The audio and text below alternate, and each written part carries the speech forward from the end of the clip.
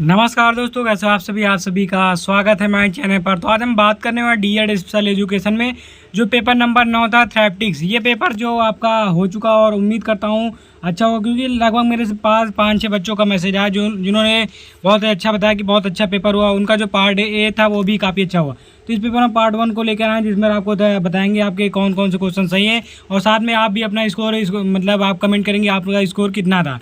तो चलिए दोस्तों स्टार्ट करते। अगर चैनल पर पहली बार चैनल को सब्सक्राइब कर ले, साथ में बेल आइकन को ऑल कर दो, जिससे आपको स्पेशल एजुकेशन से जुड़ी सभी जानकारी अब तक मिलती रहे। तो चलिए दोस्तों स्टार्ट करता हूँ।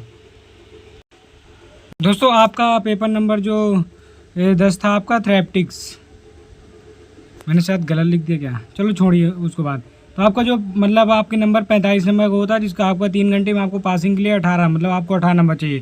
तो चलिए मल्टी चॉइस बात करते हैं। जैसे आपको पहला क्वेश्चन था कि आपको क्वेश्चन बहुत सोच समझ के करना होता है। अगर थोड़ा भी सोच समझ के करते हो तो आपका 100% सही होगा।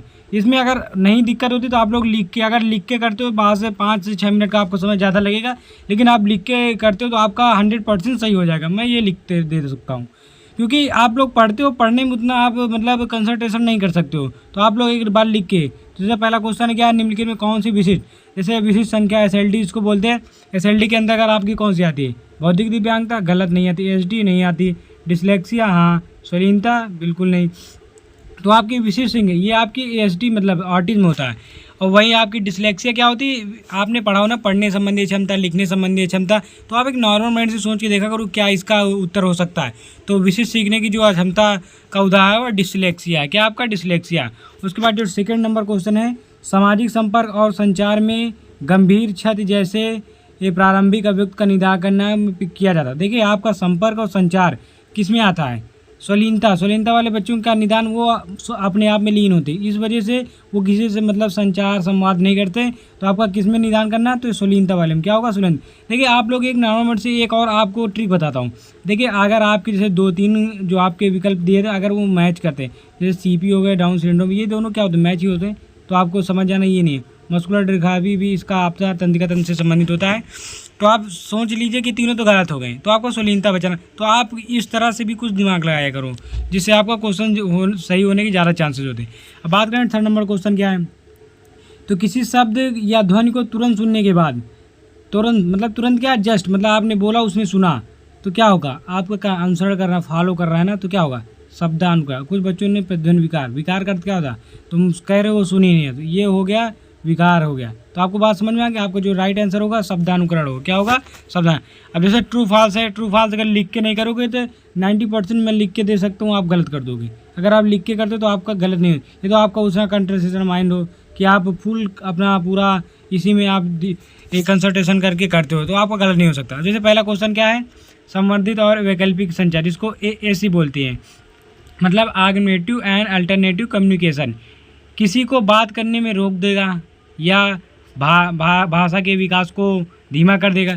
तो पहले एक बात सोचो, तुम दिव्यांगता में कोई चीज़ पढ़ रहे हो, क्या वो किसी चीज़ को धीमा या बंद करता है, नहीं करता है ना।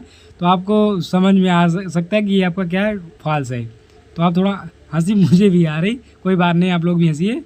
और मतलब एकदम बिल्कुल पार्ट 1 को एक मज़े में दीजिए, आपको कोई भी मतलब टेंशन लेना ही नहीं, क्योंकि पार्ट 1 जो बच्चे ने ढंग से पढ़ा वही सही कर सकता, बाकी अदरवाइज़ कोई नहीं सही कर सकता।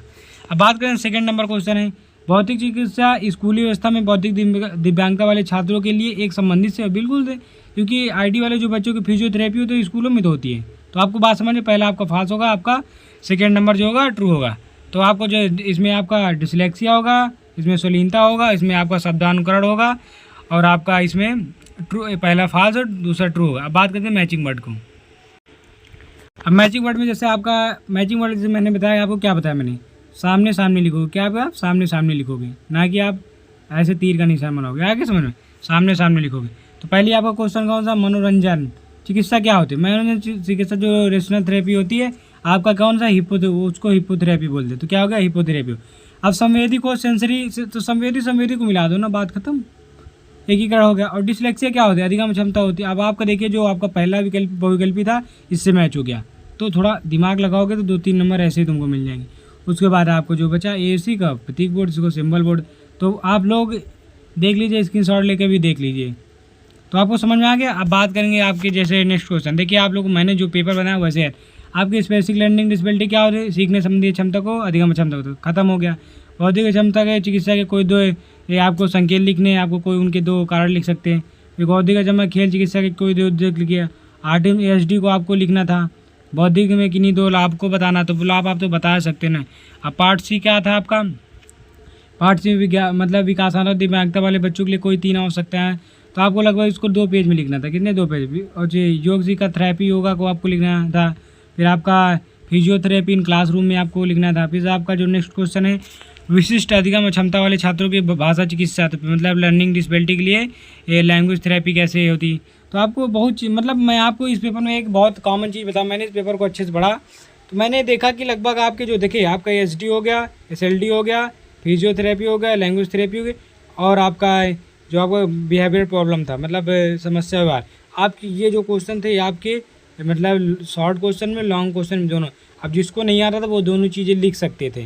तो आपको कितना बड़ा मौका था, लेकिन आप लोग ध्यान नहीं देते। अगर आपने किया था तो आप लोग बहुत बढ़िया बात है, अगर नहीं किया था तो आपने इस पेपर में ध्यान देखो। मतलब पेपर को थोड़ा 5 मिनट दे दिया करो ना। 3 घंटे का समय होता है, तो 5 मिनट समय देने में आपको क्या जाता है। तो 5 मिनट समय देकर आप लोग बढ़िया तैयार कीजिए।